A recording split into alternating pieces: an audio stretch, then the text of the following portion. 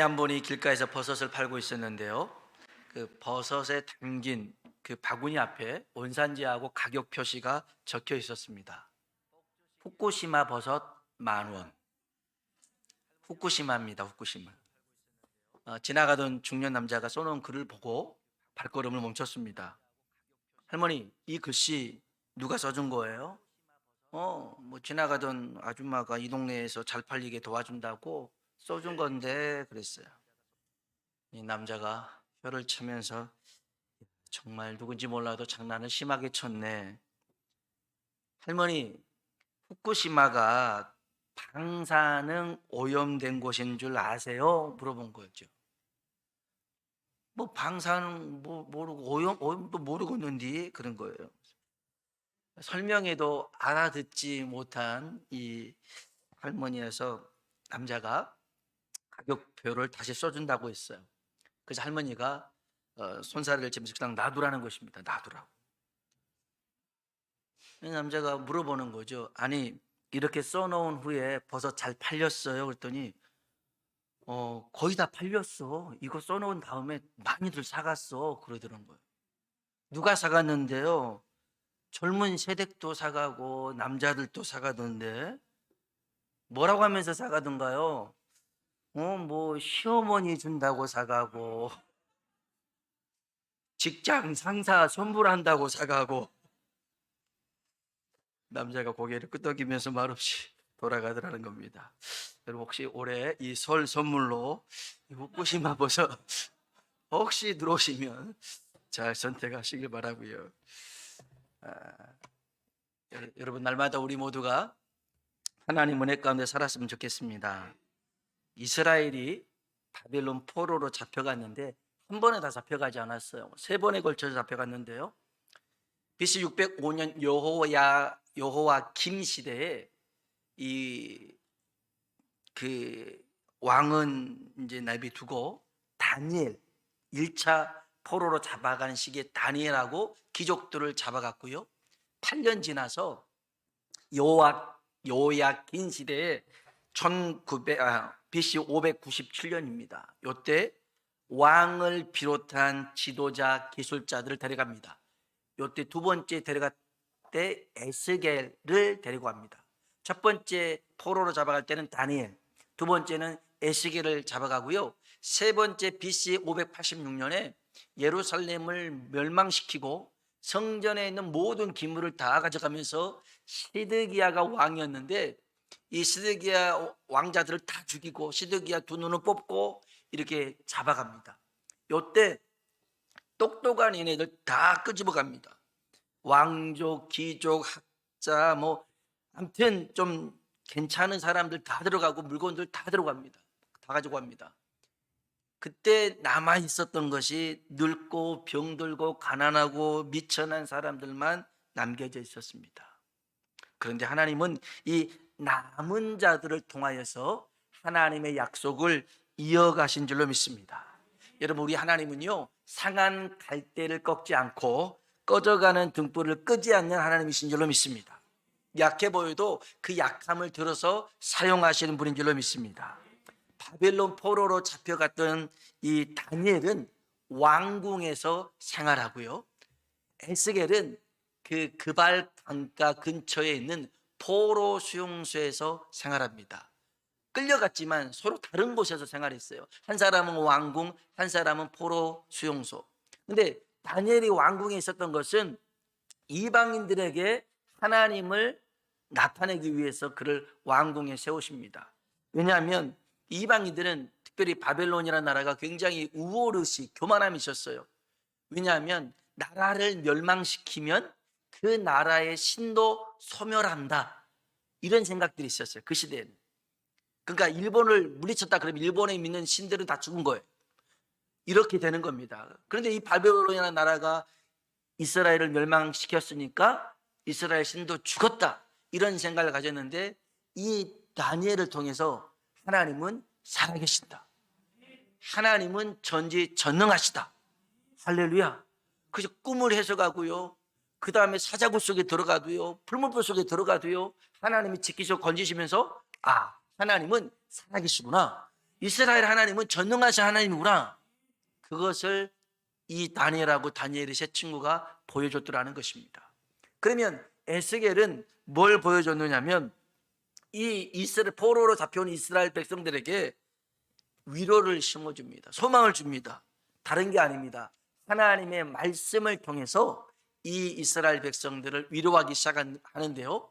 우리가 잘 아는 에스겔서 37장에 보면 마른 뼈에 환상이 있잖아요. 보니까 심이 많고 아주 마른 뼈들이 골짜기에 가득합니다. 무슨 말이냐면 오래되고 방치되고 해결되지 않은 문제들이 산적해 있었더라는 것입니다. 그런데 하나님의 말씀이 선포되니까 마른 뼈들이 살아난 줄로 믿습니다. 그 위에 성령이 임하니 하나님의 군대로 서게 된 줄로 믿습니다. 한 성도님의 간증입니다. 그 사업장의 미수금이 제법 있었어요. 1,000만 원이 훌쩍 넘었는데 해를 넘겼지만 받지 못했습니다. 미수금이 있었어요. 새벽 예배를 드리는데 이제 전하는 목사님이 그랬다는 거예요. 하나님께서 이번 주 강력하게 역사하실 것입니다. 그렇게 하나님 제게 마음을 감동을 주시더라고요. 그래서 제가 그렇게 새벽 때 선표를 했어요. 근데 이 말씀을 아멘으로 받은 거죠. 그리고 재직 세미나 두 번째 시간에 믿음의 기도는 완료형으로 드리는 것이다. 그래서 주실 줄로 믿습니다가 아니라 주신 것을 믿습니다. 이렇게 기도하라는 것을 이 성도님이 받았어요. 그리고 기도합니다. 지난주에 이것이 미수금이 완전하게 해결된 거예요. 모두 다 이게 다 입금이 됐더라는 것입니다. 여러분, 하나님은 살아계신 줄로 믿습니다. 우리가 하나님 말씀에 믿음으로 반응하면 역사가 일어납니다. 더 놀라운 것은 이 성도님이 자신의 간증을 다른 사람한테 또 얘기하기 시작하더라는 것입니다. 그래서 형도 새벽 예배 드려 그랬다는 거예요. 같이 있던 사람은 알았어 하고 새벽 예배를 드리더라는 것입니다. 이것이 선한 영향력이라는 것입니다. 오늘도 저와 여러분이 하나님의 말씀을 받을 때에 사람의 말로 받지 않고 하나님의 음성으로 들으시길 주의 이름으로 축복합니다. 에스겔서 40장부터 끝장 48장까지 에스겔이 환상을 봅니다. 성읍, 큰 성읍에 대한 환상인데 거기에 성전이 나옵니다. 성읍과 성전이 나옵니다. 그래서 이 성전을 에스겔 성전이라고 합니다.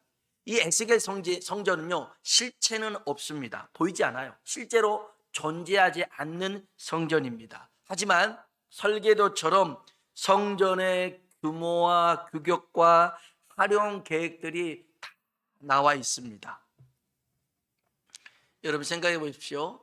나라는 패망하고 성전은 무너지고 자신들은 바벨론 포로로 끌려와서 하루하루를 소망 없이 살아가는 그런 사람들에게 하나님께서 성전을 통해서 내가 성읍을 세우리라, 이런 비전을 줍니다. 성읍을 통해서 나라를 세울 것이다, 이런 비전을 심어줍니다. 여러분, 비전은요, 닥친 상황, 처한 형편을 해석하는 게 아닙니다. 그 너머에 계시는 하나님을 바라보는 것인 줄로 믿습니다. 여러분, 하나님은 모든 것을 잃고 끌려와서 사로잡혀 사는 사람들에게 꿈과 소망을 갖게 하십니다. 그래서 이 에스겔서 48장 35절 맨 끝절에 한번 찾아볼까요? 에스겔서 48장 35절입니다. 에스겔의 환상 끝은 이렇게 얘기하고 있습니다. 같이 한번 읽어보겠습니다. 그 사방의 합계는 18,000척이라 그날 후로는 그 성읍의 이름을 삼마라 하리라. 아멘. 이 성읍의 이름이 뭐라고요? 여호와 삼마. 여호와 삼마의 뜻은 여호와께서 거기에 계시다. 하나님이 그곳에 계신다는 것입니다. 그래서 회복시키겠다라는 것입니다. 여러분, 비전의 사람은요, 하나님을 찾는 사람입니다. 비전의 사람은 하나님을 만난 사람입니다. 비전의 사람은 하나님의 능력을 힘입은 사람입니다. 오늘 우리 모두가 그러한 사람 되길 주의 이름으로 축복합니다. 같이 한번 찬양을 불러봅시다. 우리 보좌 앞에 모여있는 비전이라는 찬양인데요, 한번 자막 한번 띄워주시고 이 찬양을 한번 부르시고 말씀을 이어가도록 하겠습니다. 찬양합시다. 우리 보좌 앞에 모였네. 함께 찬양합시다.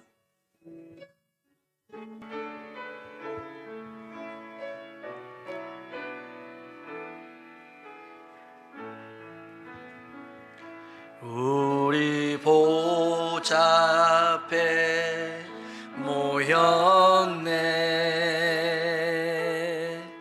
함께 주를 찬양하며 하나님의 사랑 그 아들 주셨네. 그의 피로 우리 구원받았네. 십자가에서 쏟으신 그 사랑 강같이 온 땅에 흘러 각 나라와 족속 백성 방언에서 남의 받고 주 경배를 이네.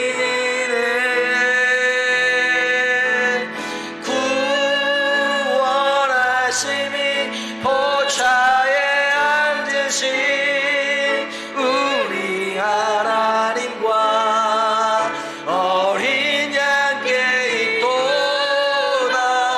구원하심이 보좌에 앉으신 아멘. 우리 하나님과 어린 양께 이 구원하심이 보좌에 앉으신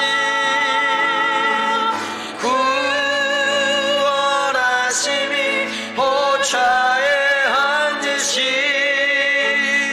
이 하나님과 어린 양께 있도다.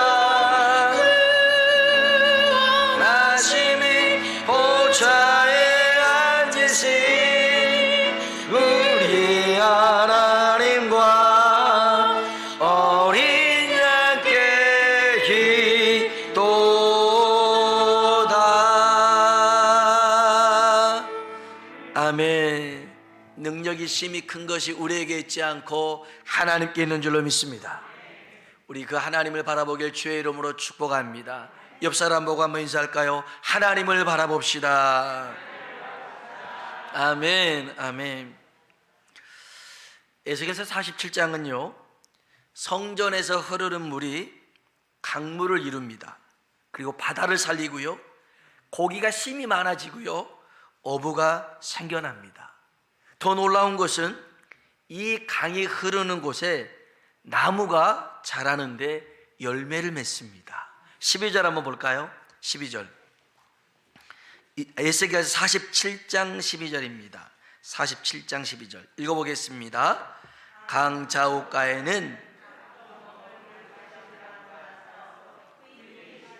나뉘하며 열매가 끊이지 아니하고 달마다 새 열매를 맺으리니 그 물이 성소를 통하여 나옴이라.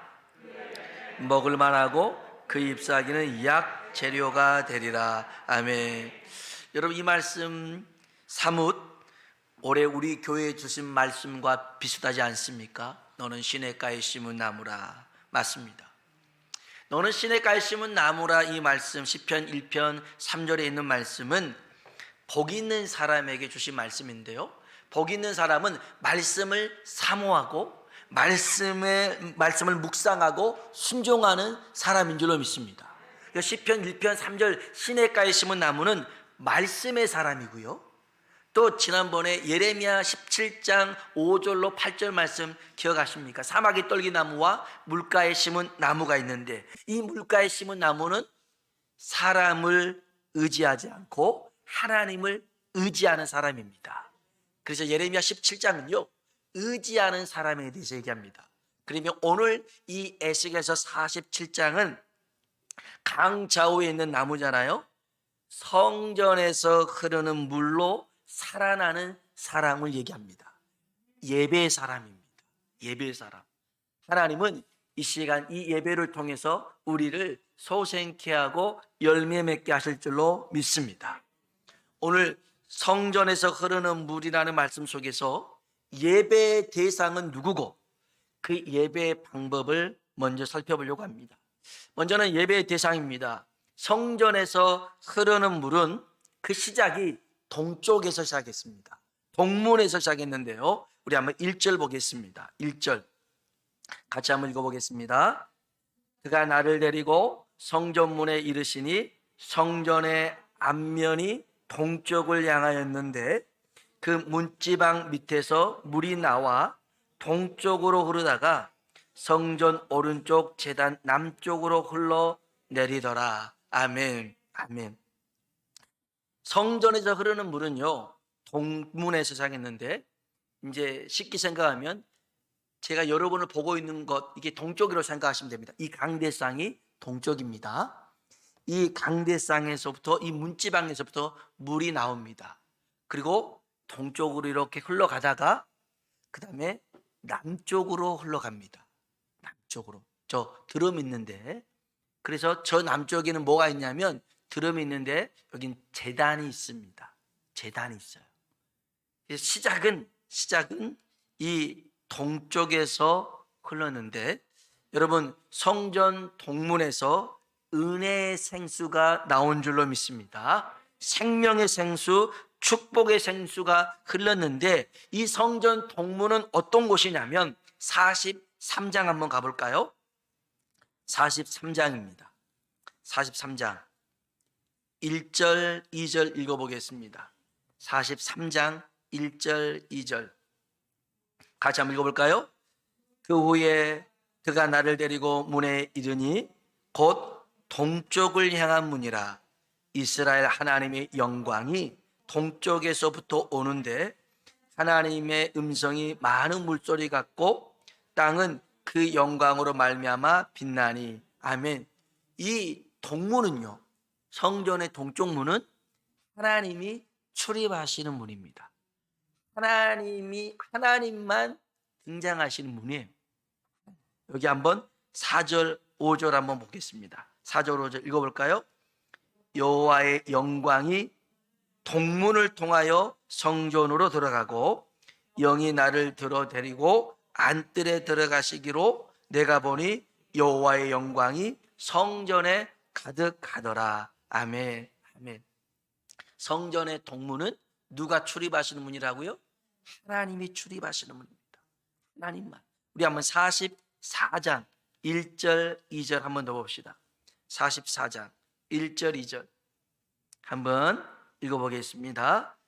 그가 나를 데리고 성소의 동쪽을 향한 바깥문에 돌아오시니 그 문이 닫혔더라.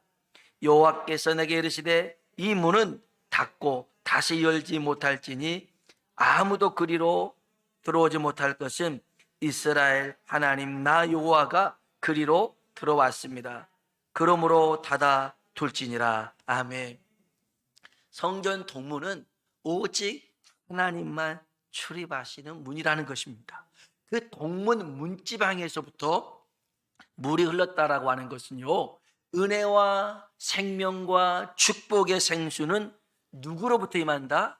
하나님으로부터 임하더라는 것입니다. 여러분, 우리는 생명의 근원이요 회복케 하시고 부흥케 하시는 창조주 하나님을 예배해야 될 줄로 믿습니다. 우리의 예배 대상은요, 살아 역사하시는 하나님이십니다. 하나님이 그 하나님을 예배할 때에 그 물이 흘러가 나중에 이제 다음에 보겠습니다만은 강물을 만들고요, 그 강물이 흐르는 곳은 모두 다 살아나게 된 줄로 믿습니다. 여러분, 하나님의 은혜의 소낙비가 우리에게 주어지고 그 생수가 터져 나오면 살게 됩니다. 회복합니다. 축복의 역사가 일어나게 될 줄로 믿습니다. 그래서 시편 8편 1절로 9절에 보니까 여호와 우리 주여 그의 이름이 어찌 그리 아름다운지요. 사람이 무엇이간데 주께서 이처럼 우리를 생각하시나이까 하면서 하나님의 이름을 찬양합니다. 여러분, 우리가 하나님의 이름을 찬송하면, 우리가 하나님의 이름을 경배하면 은혜의 생명수가 흘러나올 줄로 믿습니다. 그래서 우리를 회복케 하고 우리를 부흥케 하고 살리실 줄로 믿습니다. 오늘 저와 여러분이 기억해야 될 것은 예배의 대상은 오직 살아계신 하나님이십니다.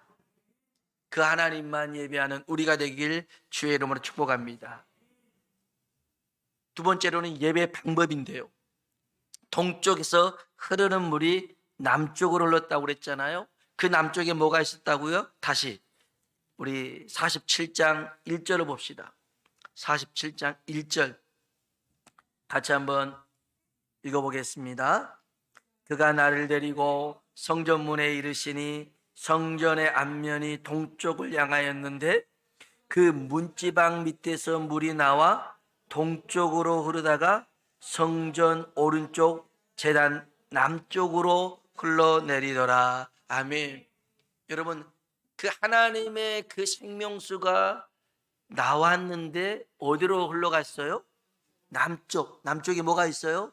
제단이 있습니다. 저는 이것이 하나님이 우리에게 보여주신 약속인 줄로 믿습니다. 하나님의 그 축복의 물길은요, 어디로 흘러갑니까? 제단으로 흘러갑니다. 예배단으로 흘러가더라는 것입니다. 예배단. 이 예배단이 있어야 이 생명수를 누릴 수가 있더라는 것입니다. 여러분, 동문은요, 예배단을 통해서 열려지는데, 우리 한번 46장 1절 한번 봅시다. 46장 1절. 46장 1절입니다. 읽어볼까요? 주 여호와께서 이같이 말씀하셨느니라. 안뜰 동쪽을 향한 문은 일하는 여세 동안은 닫되 안식일에는 열며 초하루에도 열고. 아멘. 안식일에는 이 동문이 열립니다. 주일은 열리는 겁니다. 초하루가 뭡니까? 월삭이라고 그러죠. 달의 시작입니다. 그래서 더러는 월삭 기도회 이렇게 하기도 하는데, 이렇게 예배 드릴 때요, 동쪽 문이 열려집니다. 46장 13절로 14절에 보니까요, 아침마다 1년 되고 흠없는 어린 양 한 마리를 번제를 갖추어 나 여호와께 드리고, 또 아침마다 그것과 함께 드릴 소제를 갖추되 곧 밀가루 6분의 1 에바와 기름 3분의 1 흰을 섞일 것이니 이는 영원한 규례로 삼아 항상 나 여호와께 드릴 소제라. 아멘. 번제와 소제를 매일 드릴 때에 그 문이 열리더라는 것입니다. 여러분, 제단, 예배단은 축복의 통로인 줄로 믿습니다. 하나님이 주고 싶어도 이 통로가 없으면 받을 길이 없는 겁니다. 이 동쪽 문지방에서부터 나왔던 이 생명수가 제단이 있는 곳으로 흘렀다는 것을 꼭 기억하시길 바랍니다. 축복의 통로가 있어야 됩니다. 아브라함은요, 하나님께서 내가 너를 축복하겠다 그 말에 순종합니다. 그리고 가나안 땅에 도착합니다. 그가 맨 처음 했던 일은 뭐냐면 세겜 땅 상수리 나무 아래에서 하나님께 제단을 쌓습니다. 그 뒤로 장막을 옮길 때마다 제단을 쌓습니다. 그리고 하나님의 이름을 부릅니다.